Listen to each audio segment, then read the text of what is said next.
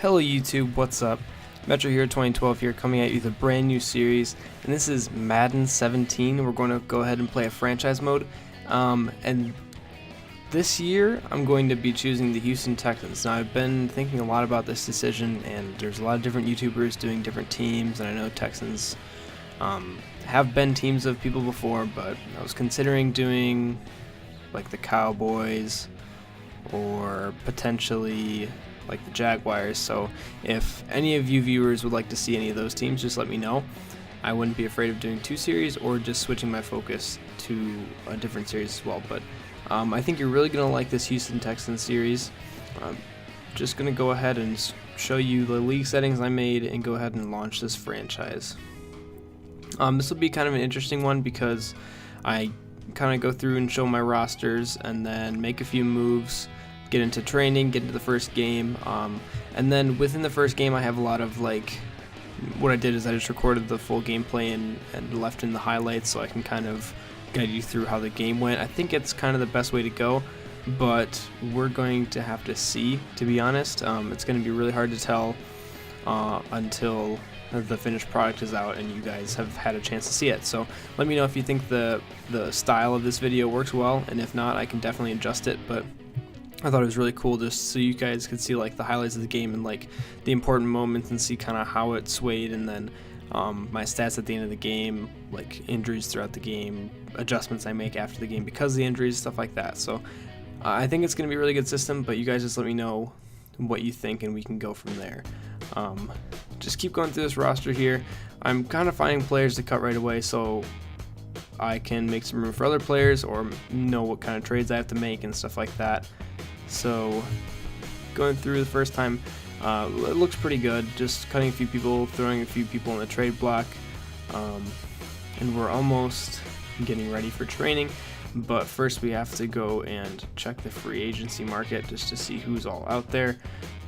We had a few people in mind, but unfortunately I started this sim during the regular season. So there's normally a strong safety, Will Hill, and he's really good, but he wasn't there, so I signed Bakari Rambo just because our other safety is getting a little older and we want to be able to get younger. So I'm putting the older safety on the trade block and just signing Bakari Rambo. And here we go into training. Now I put it fast forward for your guys' viewing pleasure, just because it's something cool to show you how my training went and like what I did. I went and sim defense and just played the offense, and we're working on kind of deep crossing routes and just making the right decision on deep passes. So I thought you guys should all see this, and I think it's really cool that they do these practices this year. So I highly recommend doing it. You can choose to sim them, but then I think you might be guaranteed to get bronze every time. I'm not sure. I've only gotten bronze, so it's hard for me to tell, but I would highly recommend it. Just, I mean, maybe simming defense unless you really like defense, but at least play the offensive one because it's actually kind of fun and it teaches you a lot about the game. So not only is it practice for your team and earning yourself more XP for doing them and getting gold, but also you're learning more about the Madden game. So for those of you that haven't played that yet, definitely get into doing practices every week, at least for that. So here's our first big trade. It took forever to work out that deal, but here's what I was thinking. We got a lot younger. We traded Vincent Wilfork, 31 years old. We traded our cornerback, who is also 31 years old. They're both going to be retiring very soon, and I got Tyrann Mathieu. And then we're going to be picking up D. Milliner, who, those of you who don't know, he was traded for Darrelle Revis, technically, because he was the pick they chose with that pick. Hello everybody, I'm Larry Ridley. So we're going to go ahead and jump right into the Week 1 game, and I'll be quiet so you guys can hear this. It's a fresh start throughout the league here in Week 1, as these two teams have high hopes for the season ahead. It's the Bears going up against the Texans. With that, let's get on over to Houston, as we're proud to introduce our new broadcast team for 2016, Brandon Godden and Charles Davis. Good luck, fellas. Larry, it is indeed an honor to be here. Thank you as we welcome the rest of you inside NRG Stadium here in Houston. Today, the opener of the 2016 NFL season between the Chicago Bears and the Houston Texans. The partner, the Bears, coming off a 6-10 season. Meanwhile, the Texans, last year AFC South champions, but an ugly wild card round loss. Not a lot of fun in that game. That wasn't their best, and we're talking about Houston. So they fortified themselves in the offseason and increased their roster. They think they're the team to beat in their division. And flip it over to the Bears, they're trying to get back to playing Bears football. Yeah, so I'd agree. I think we're the team to beat in the division as well. It is kind of weird that I'm picking this team because I wanted to pick kind of an underdog team, and their overall rating's only 81. So they did win the division, but like I said in the playoffs, it didn't go so well. Now Cutler. He's got time. Looking deep downfield. And he's got it. What a catch on the sideline. So the beginning of the game definitely didn't start out well, and I'm going to be cutting in and out here with my audio, but I have some of the audio from the game already saved, and it's kind of hard for me to tell when it's coming up. So yeah, right there, I wanted to get the audio in for Alshon Jeffrey, but it's kind of what I'm doing throughout the video, so try not to get confused, and again, let me know if this is a format you like, or if you don't like it, please let me know. So out come the Texans for their opening drive. They'll be led out by their quarterback in his 5th season now out of Arizona State. It's Brock Osweiler. Here's one thing I really like about the series is that Brock Osweiler doesn't have to be our starting quarterback. I don't really care much for him, but I do like he's 6'8", and I liked him coming out of college. So we're going to give him a really good shot this season, and if he plays even decently well, we're going to keep him as our starter going forward, but we definitely don't have to, so that's cool. And no escaping this time as he'll go down. They got him for a sack.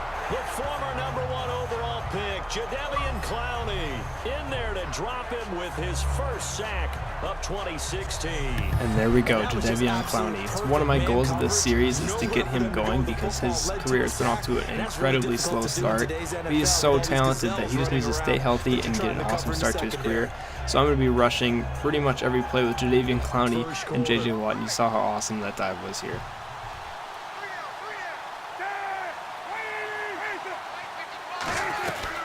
They'll run it now out of the gun.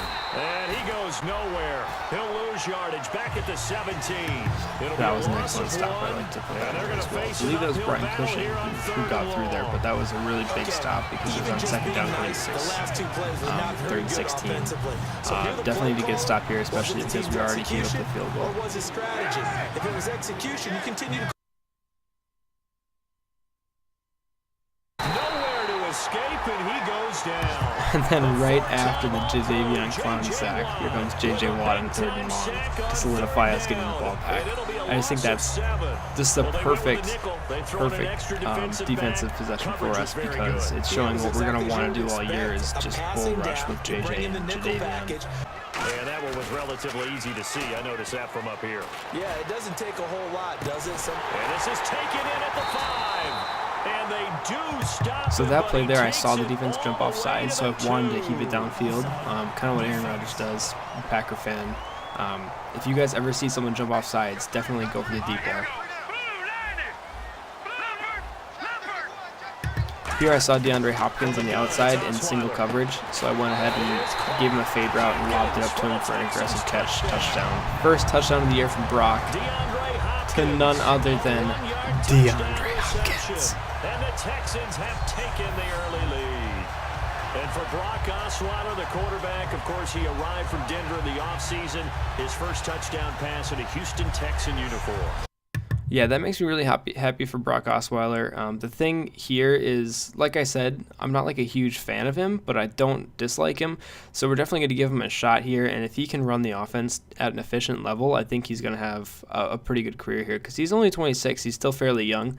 So he's going to have a really good chance of winning this starting position and make me not want to have to look for somebody in free agency or draft a high-end quarterback. But if I do find someone who's looking like they're going to be a stud coming out of college when I do scouting, I'm probably going to go that route and maybe train them in under Osweiler. We'll see. I'm going to take a lot of suggestions from users, so if you guys are watching this, please let me know what you think I should do, especially after this game. You'll have to see his stats at the end, but we'll make a decision later. He's got strong touchdown Texans. Jalen Strong, a 16-yard touchdown. And the Texans will add on to their lead. And that was really just a great battle for that football on both sides. The result was a touchdown. Here's the guy I'm excited for too, Jalen Strong. So he had a really bad year. Last year he kind of came in overweight, but this year he came in like 20 pounds lighter than he did last year, and he's been having a really good preseason so far. So I'm excited to work with this receiving core, especially guys like Jalen Strong. And there was a ridiculous play right there that I had to just throw in there because I thought it was crazy, and the celebration's even better. On second down, here's Osweiler. Underneath for Miller. And they'll take him down at the 31-yard line. And here is something that happened that I really don't appreciate. So Lamar Miller actually got hurt pretty bad on this play. It looked bad, and it just really sucks because I'm going to have to turn the injuries down. People just get injured way too much in this game. Now Cutler in trouble. He lost the football. There we go with another sack. I'm honestly not exactly sure who 96 is. I have to look it up. I just know it's not JJ or Davion, but it was a really nice play by him. And on this play, we're showing what Braxton Miller can do, catching it and running after it with his agility and acceleration. And there's Braxton Miller again. It's just, he's going to be so fun to have on this team. I'm really expecting him to be a long-term slot option for us on our team. Really excited to have him, and I'm hoping he's going to have an awesome career here. They'll indeed go for it with Osweiler. And he's got the completion to Hopkins. It's a game. That was a huge third down conversion. Or maybe fourth down conversion, actually. Yeah, that DeAndre Hopkins had. That was just crazy. I audibled and got to the line because I really wanted to get that first, and man, that was really nice. And here I did a run after the catch. So for those of you who just hit aggressive catch every time, it's not exactly great. If your receiver has a lead on the defender, you want to do run after catch because it creates a separation for them. Like if you do aggressive catch, it's going to like slow your guy down. And if you do run after catch, then it's actually going to like give him even more separation than he already has. So you have to keep that in mind. 3rd and 2. Now Osweiler. And that is caught. Touchdown. And I got a passing touchdown to Braxton Miller with his first career touchdown in his first career game. And the Texans. So I was super pumped about that. I really honestly want him to do well. He's one of my favorite players to watch in college. I'm a Wisconsin fan, so I've seen him play at Ohio State, and he's amazing. He's really good, and I'm excited to have him on the team. On 3rd and goal, Cutler.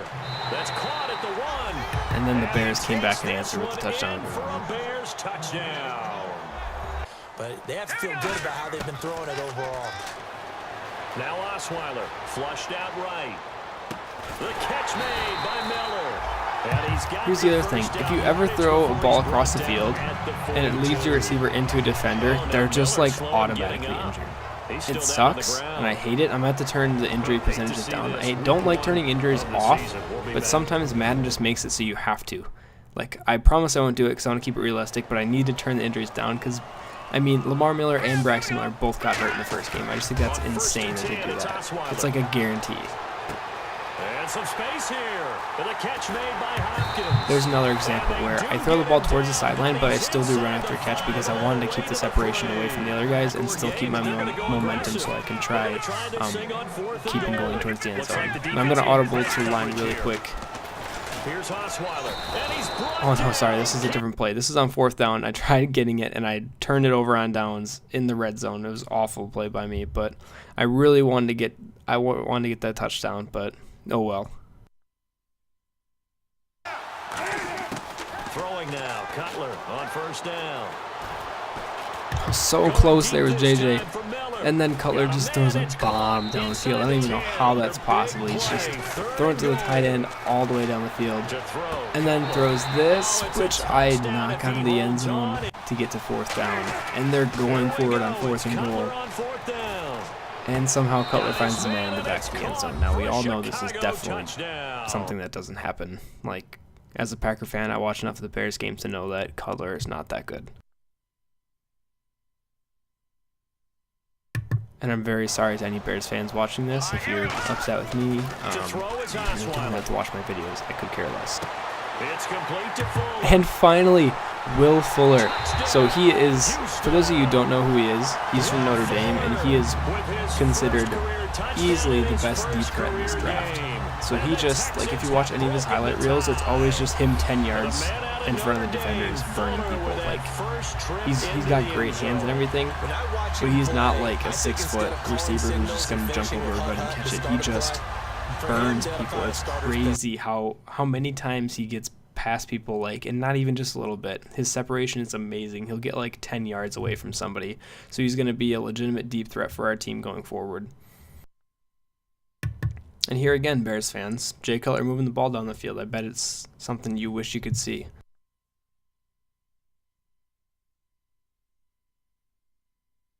So quickly, and all deep in his own territory. And that's something I wasn't looking forward to, is fumbling the ball. And it's Will Fuller. He should have decent carrying, but I guess not. Fumbling it in their red zone. Is that the squeaky hinges that I'm hearing right now? Yeah, the door. And did you see that? Like, what kind of shimmy shake did Jay Cutler do to get away from that sack and somehow get that touchdown? Watching it for the third time, I still don't understand. Second down, Osweiler. Hopkins on the grab over the middle. Here we go, DeAndre, deep down the field, getting him involved with the offense. I tried to keep him involved all game. I just love all of these receivers. And after Lamar Miller got hurt, I honestly threw just about every pass. So we're definitely moving the ball through the air after that injury. Second and 10 now, Osweiler. That's caught at the 1. And he's in. Touchdown, Houston. DeAndre Hopkins. Already his second touchdown here in this opening weekend. And the Texans have broken the tie. I know we often Still down here. There's Brock again throwing a beautiful ball to Hopkins. So I think that connection is working really well so far, and Hopkins is just a beast. And there we go, sacking Cutler for the fumble. And I believe that was Jadeveon on that one, because he ended up having 2 sacks in this game. Well, it says Brian Cushing had 2 tackles, so maybe it was Cushing, but I don't think he had any sacks. We'll see at the end of the game how that all worked out. Now Cutler on 3rd and long. And he's got his favorite target yet again. It's complete. And he'll go down just shy of the 25 at the 24-yard line. With 2 minutes left in the fourth, they're just very desperate to be getting something on the board. So they're going for it on 4th and 12. There we go. It's Cutler on 4th down. And somehow he makes that catch. I believe it was Alshon Jeffrey, but holy cow. Here on 4th down. Here comes another 4th down here. Gotta try it here. He's back to throw. And this time we poke it out and don't let them catch it. Now, if it were Alshon, he probably would have caught it, but good thing we poked it out there and stopped him on 4th down. They come up in an offset. Now I'm just trying to run out the clock with Alfred Blue and somehow make an amazing juke. I don't even remember trying to juke. I thought I tried a spin move or something, but then he just automatically juked. I don't really know what. Maybe I tried cutting in and just automatically juked, but it was an amazing run by him, and he got that long touchdown there. There was Jadeveon's second sack. Okay, so Cushing did force that fumble. There's Jadeveon's second sack. And the fumble was forced. And we got the ball back. So we're just going to go into victory formation, knee it out to the end of the game, and take our victory. All right, week 1 in the books. It's just week 1, Charles, but to start off the season this way, great confidence builder. fantastic confidence builder, and every team we ever talk to always talks about winning on opening weekend, being 1-0, and setting the pace. The team that we saw win today did exactly that. So for Houston, they begin the Brock Osweiler era with a victory. And they'll have another home date next week as the Kansas City Chiefs come to town. Meanwhile, for the Bears, they go down to defeat here in the opener. And they'll try again next week at home against Philadelphia.